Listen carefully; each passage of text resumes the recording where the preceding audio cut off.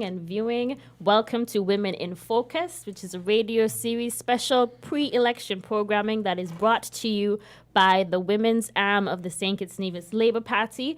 This program is Women in Focus, where we actually invite all of the candidates of the St. Kitts Nevis Labour Party to get their views and ideas on some more women-focused policies that advance economic and social development in needed areas.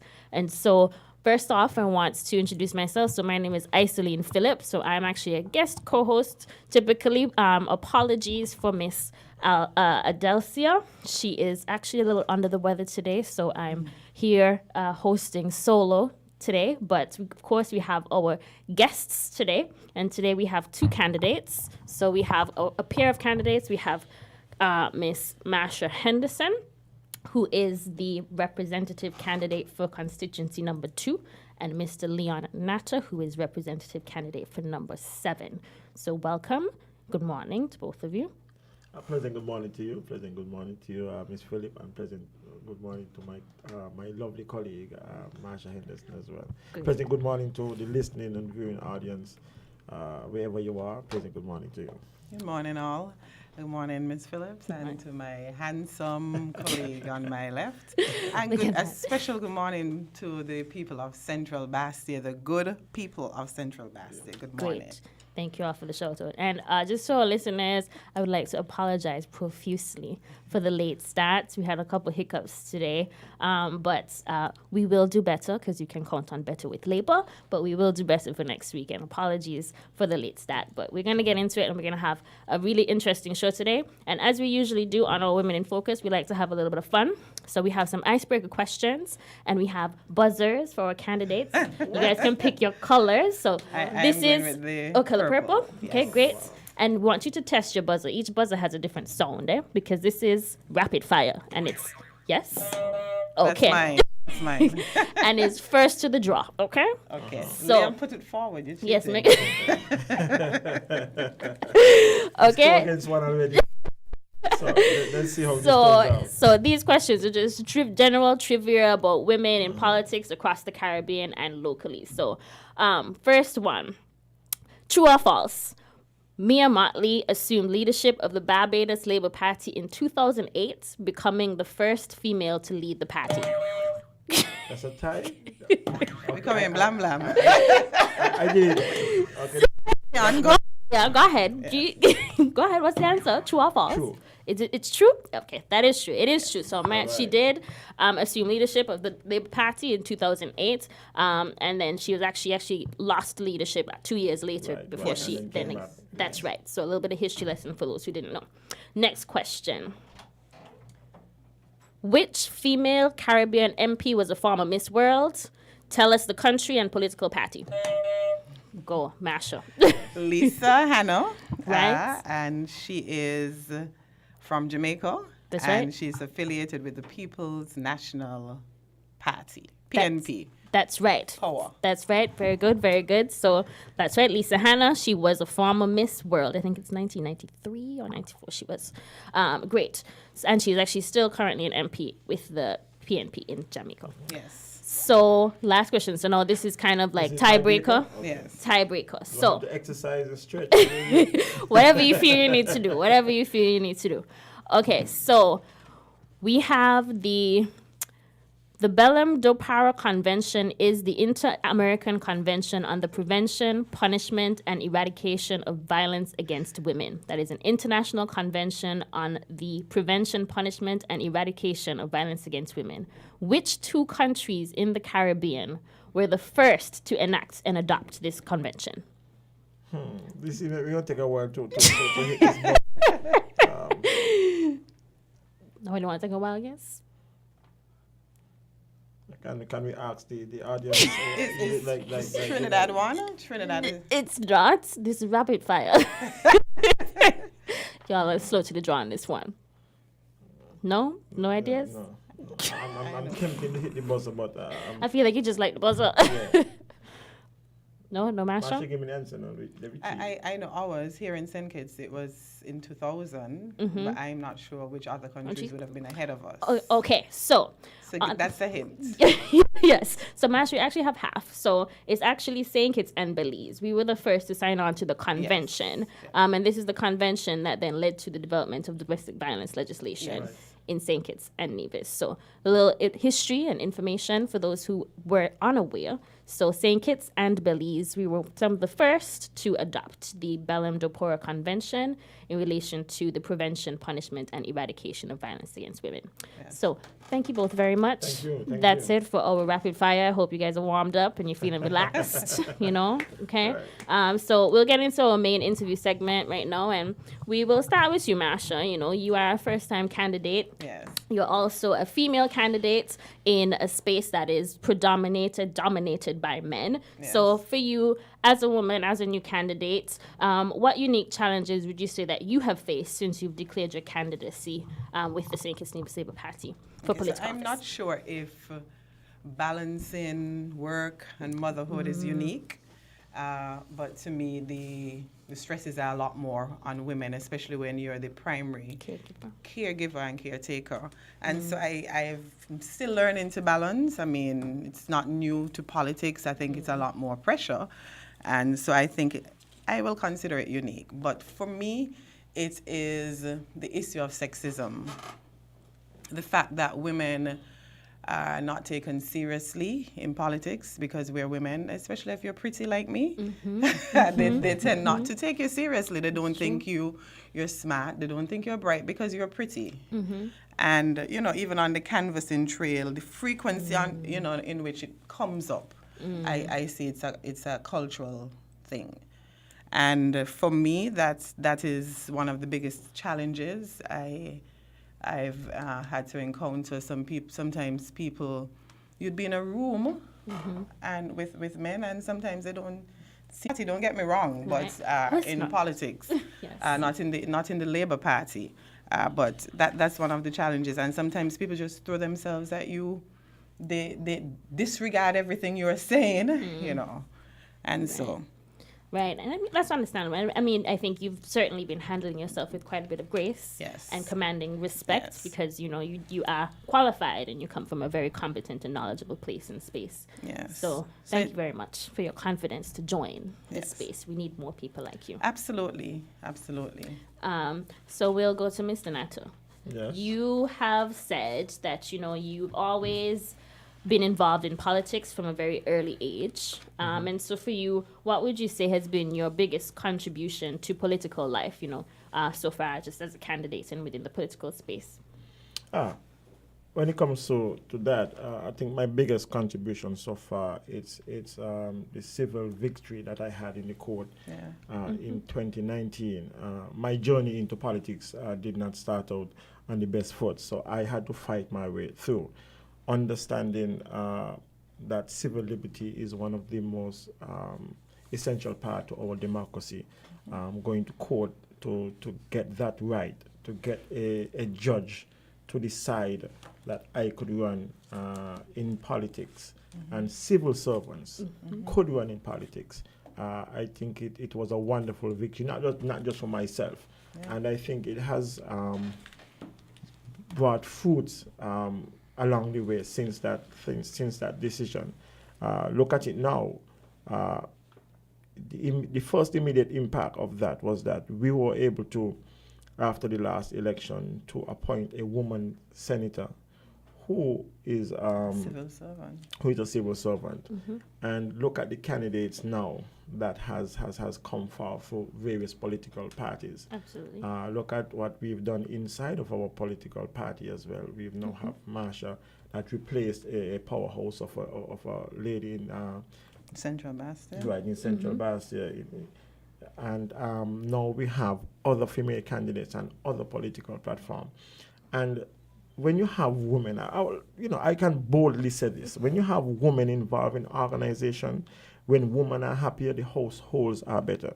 When women are involved, it brings a different perspective to the arguments. I could remember, I could recall, whenever we had candidates meeting, I would always listen, especially because it was my first time before I could give an input.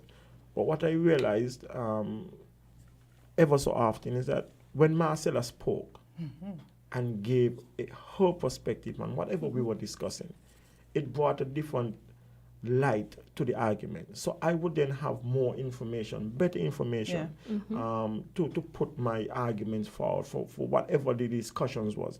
And in my journey from a young man to where I am now, doing business in and across Bastia and different places in St. Kitts, I felt more confident when I picked up the phone and I called and there was a woman who answered the phone. Why? because there's a sense of openness and a sense of, I'm going to get whatever I need. I just need to ask for what I need. They discuss more.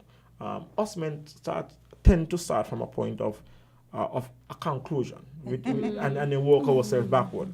Women tend to be more open and work their way to the top. So, I'm very encouraging that Marsha would have stepped up and that the decision that came from me in support of me in my quest to become a politician would have been one that has impacted and created opportunities for women in a whole to be more embraced on the political platform. Right. And thank you for that. I would say thank you personally, because I think you set a precedent just in terms of, the freedom and fairness for people to enter the political space. And it's already an intimidating space, especially for women. And so having you with your case and winning that case just to make sure that, you can be considered regardless. Right. And to add to that, I should always add that Sylvester Anthony, his office was the main legal firm that supported me in this cause. But Miss Sukubab did a wonderful job in addressing these concerns that we had to address me to as a politician. So I am very grateful for that. But women has always had a lot of impact on wherever I've been in my space, in my life. Well, we thank you for your victory and as well for your support, and we expect it to continue, of course, throughout your campaign and potentially, your representation in government. Okay, so to Marsha again. So, the people call you're called the people's defender. And, that's because you are a lawyer by profession, a very experienced lawyer for a number of years, over a decade, I believe. 18 years. Right. Well, almost two. Yeah. And so, as a part of this show, we want to talk about, women-focused policies and issues that come up. And, as an experienced lawyer and professional within the legal system, what would you say have you seen that have been particular challenges for women accessing justice from the legal system in terms of, that could be in terms of legal protections or anything like that? What would you say have been the challenges that you've seen, and what initiatives would you say you'd support or champion in government to improve access to justice in the legal system, particularly for women? Okay, so some of the inefficiencies, starting with, and not knocking men, but most of our adjudicators, magistrates, and judges are men. And so sometimes when matters come before the court with issues that are, related to women, sometimes you don't get the connection between the bench and the litigant. And so sometimes the resolution of the matter isn't fair. It doesn't really address the underlying issue. And that is because, as Leon said rightfully just now, sometimes men don't think how we think. And so if the person administering justice, is thinking a certain way, sometimes justice isn't always met. The lack of support. The court, luckily, we've introduced mediation, and sometimes litigation, there's no winner, or there's a winner and there's a loser. Right. And so we have introduced mediation where issues are actually addressed and not just people fighting. Right. So we get to the underlying issue a lot of times in the matters. And a lot of the matters that come to the court where women are litigants, for example, where they're seeking spousal support, maintenance for their children, interest in properties, whether they were married and separated, or even, family disputes. Sometimes women are, to me, there isn't sufficient support. People walk away. Sometimes counseling is needed. Right. some sort of therapy to really address the issues. And I find the court is limited and there isn't enough resources in the administration of justice to, deal with these issues. The issue of being impecunious, people can't afford to approach the court. Is that what impecunious means? Yes, forgive me. For the rest of us. People, women in particular, not able to afford, to address or even approach the court. And that is because women, sometimes they're not paid how they should be paid. Right. And they can't afford. And even those who can afford, it's not a priority because they're the primary caretakers, and the priority is to take care of your family. And sometimes women just walk away from, asserting their rights and trying to get what they're entitled to get. Right. And so in terms of what initiatives can be, we are considering, as a party, I don't know if you've heard of the MEND. Of course, yes. The PAP came out of the poverty alleviation strategy that the party, I think, our party implemented in 2013. The MEND program, though, which I think means mend, empower, nurture, and deliver. It's more holistic. It's not just about pushing monies into people's pocket. Just as I said, the program provided solutions like therapy, guidance, teaching you how to be a mother. A lot of times we have persons who come before the court who are new and young mothers, 20 years, they don't know how to, address their minds to issues related to their children. And the MEND program, address those things. And so our party intends to build or bring back that policy. When we say we're going to mend the PAP, it doesn't mean we're going to finish away with the PAP, but it's the program, the social program is going to be a lot more holistic, and of course, persons would benefit a lot more. I think we need to empower. One of the other things, we need to empower the police in domestic violence situations to use their initiative. A lot of times the police is called in, and whether it's a brother or sister, a boyfriend or a girlfriend, one of them come out with a mouth bus, and the police they refuse to do anything other than file a complaint and put the matter before the court. The parties go back into the same house. Right. So the police, I think, and we need to empower the police to use their better judgment, in these types of situations, and most importantly, dealing with the issue at the root. Because these are just ways of fixing it, but what is causing persons to behave how they do in relation to particularly domestic violence situations? Right. It requires a cultural shift in how we think and address each other, and that is not just a government initiative, but it requires a whole shifting in how we think and see each other. Mutual respect for men respecting women. And women respecting men. Absolutely. I agree with that. And that's some of the things that, as women's labor, we certainly would want to see more social programming and investment to support women and families and their children in processes where, the legal system just can't, because obviously it deals with the law and services, and so it's limited in its approach. So, but some of the things you talk about requires social programming that we know that the SKNLP has over the years aspired and has done the work to actually implement. Yes. So thank you for that, for sure. Now, Mr. Nato, for you, so we had as our first guest on the show, Dr. Drew. He's the party leader, and he voiced his commitment to supporting women and increasing women's leadership in public life. And we know that on the platform, you often like to talk about representation. And so what are some of the ways that you think the SKNLP has, over the 90 years that this movement has been around, demonstrated its commitment in supporting women in our federation, as well as improving representation in women's leadership, not just on the political scene, but just leadership across the board? Right. First of all, I think one of the key things that we should do is to recognize the work of women over the 90 years of the party and of the governance of St. Kitts and Nevis. We've seen where women have have moved from just party support to become directly involved in the party and ascend to leadership in the government. There are a lot of stories that some of which I may know, some of which I don't know, but you would hear of Marcella's mom, who was a political activist. You would hear of Patty Allers. You would hear of Jeffrey Hanley's mom. Over in my area, you will hear of Miss Williams, Ashley's mom. You would hear of Miss Archibald.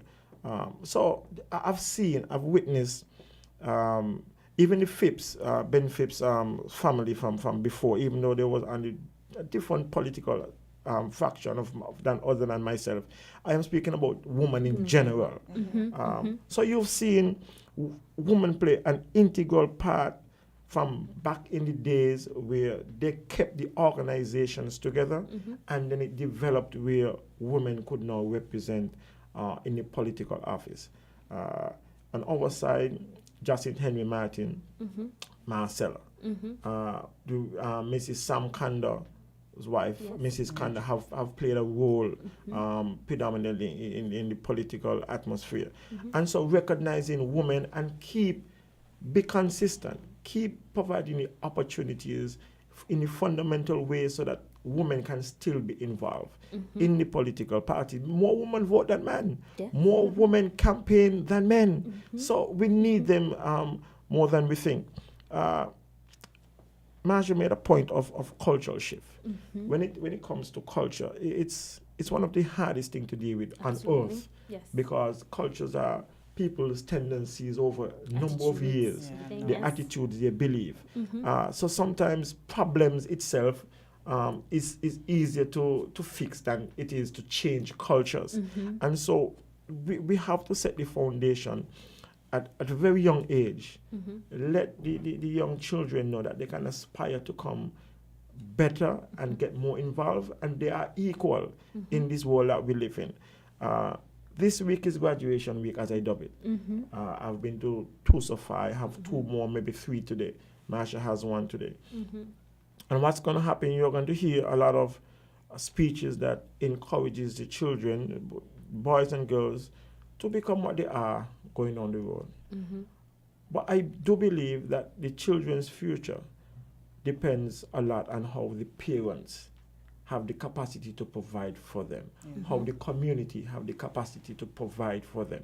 So as much as we celebrate and embrace the children, we have to make sure their parents, their mothers, especially their mothers, have the resources, have the needs, have the support that they can then in turn make sure that their young boys and girls have the necessary tools, the resources, so that they can be properly developed, especially on the woman's side, because the women are usually and there doesn't need to be a debate over this. The women are usually the primary caretakers of the children. You know? Statistically, 51% of households and so by single sounds mothers. accurate. So the happier and the more resources that the women have in the household, it's more likely that the children will be developed much better. And so we have to make sure that when we enter into office, the social programs reaches where we want, where they ought to go, without the political bias and so on. We have to make sure that the women are recognized and they receive the resources that they need to, and make sure that we recognize the talent and competence of the women on leadership roles across the party. Make sure that we have much more Marsha than what we have here. Right. And Leon, I think the support that women need, I don't think it's just money. I think a lot of people think it's money. Yes. Legislation and so on, policies. We need guidance. We need programs that teach women how to be mothers. A lot of the dysfunctional boys we see around, and girls, of course, is because they were born to young mothers who don't even know what it means. About parenting. Yes, about parenting. And I know the department back under our administration, a Labour government, we offered that under the mend. And that is needed more than money sometimes. You would have the money, but you don't know how to speak to a child sometimes. You don't realize you're hurting a child's feelings, So 2 things outside of the money: respect and love. Yes. Respect and love.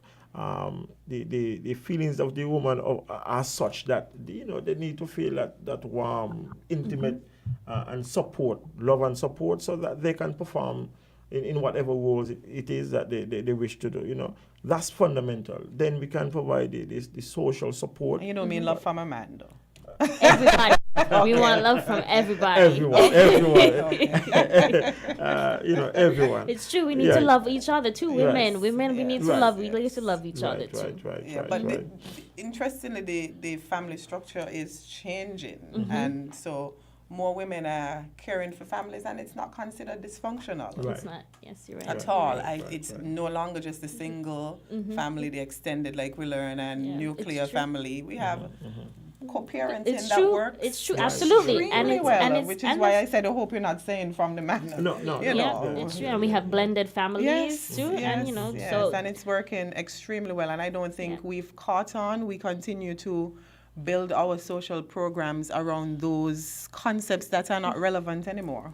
So. Yes, but I mean, I think it definitely shines a light of hope where we can see what's possible. Yes, and I think having that foresight and that vision is absolutely important in terms of development and as you said, that shift, because it will take time. Culture takes time to shift, and our ideas around what it means to be a woman and the roles that we have and the roles of men, it goes hand in hand. So it's really good to hear how we are, Leon, as you were talking, just how you want to recognize the work of women, which sometimes a lot of time goes unnoticed. Too often. But we know that women, they do a lot in our spheres, and hence why we want to think a lot more about how we can do a lot more gender mainstreaming in government across in terms of different areas, in terms of our policies and what we can do to make sure that there's that perspective in how can we ensure that we take a gendered look in law, in representation, in social spheres. And that only happens when women sit at the table. Absolutely. Which is what Leon started by saying when Marcelo gave her perspective on something. It encouraged him to see it differently. And though that shift in policy making that that works for women would only take place when women are part of the policy making decision and we sit at the table. Right, absolutely. So we are very happy to have you on board, Masha. So thank you for your decision to enter the arena.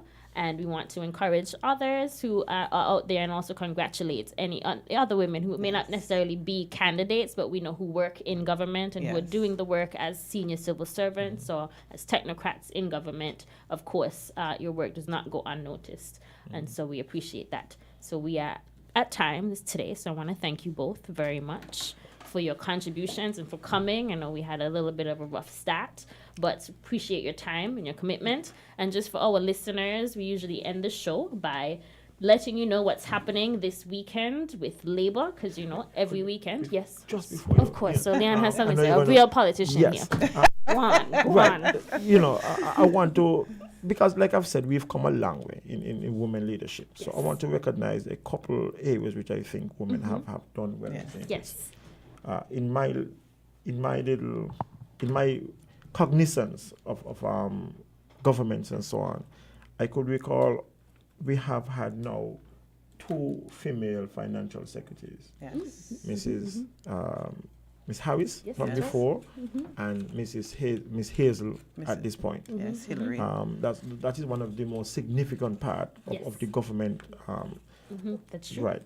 I want to recognize a family of Williams from the Phillips Village area.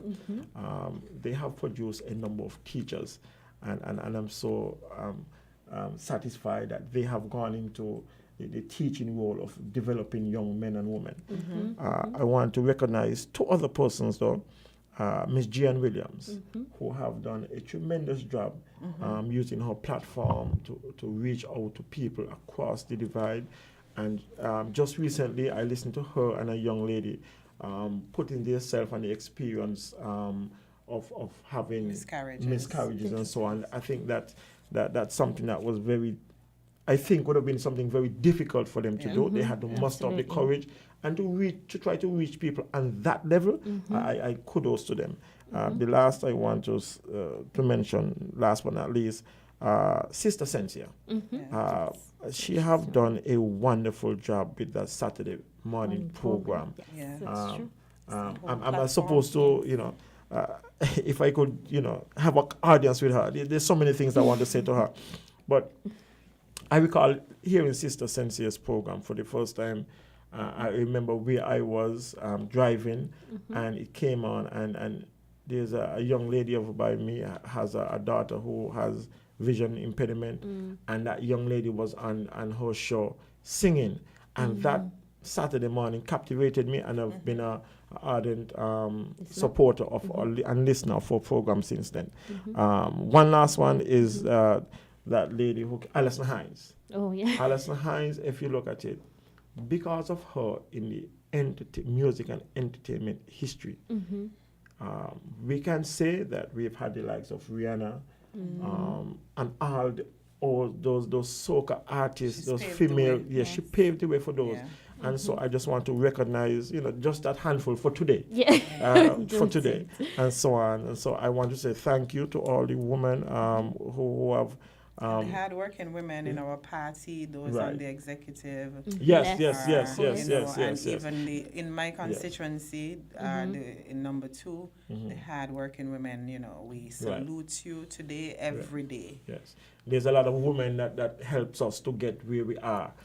They may not want to come in the public eyes, but there's a lot of women, especially my constituency, who supports and help us to get where we are without even asking for any acknowledgement whatsoever. So I say thank you to them, and thank you, and keep the fight going. I see women not as the female and competing against men. I see us as humans, and we should all be given the free opportunity. And even Islyn and Adelsia, who's not here today, they've given us the platform to address the issues relevant to women. Sometimes people are afraid to even touch it. That's true. That's so true. we're happy that we have this platform. Right. And I hope it continues beyond the elections and the campaign. And we will see. I'd like to extend that to the executive of the Women's Labour. We do get together to try to pull things together for the show. So thank you both very much. Thanks for having me Of course. and Leon, of course. Thanks for having us. And just a quick note for everybody. So this weekend with Labour, so tonight in Old Road, we have a national public meeting. So it's in constituency number 4 in Old Road at 7:30 p.m. So if you're out there, join the public meeting. Then tomorrow, Friday, we have the constituency office opening in Keon. It's in constituency number 8 at 4:30 p.m. So tomorrow, constituency office in Keon is opening. Then on Saturday, there will be a national drive-through and soup kitchen in constituency 5. That's at 4 p.m. So a national drive-through and soup kitchen. That's on Saturday. And then on Sunday, we have a Women in Focus national meeting. So this is a Women's Labour. We're having a little retreat. This will be at Kuna. So you can, we're asking the women and members of the Women's Labour to contact your representatives to learn more about that. But that will be on Sunday afternoon. We're having a nice little retreat for the women in the party as we get together to continue our manifesto development in terms of things we'd like to see for women. And so I want to thank you very much for our listeners and our viewers. We appreciate you. We will be back next week with another pair of candidates. We expect to have Samal and Conress join us next week. So please stay tuned and locked in next week. We'll be back then. So thank you all very much. Have a good day. Okay.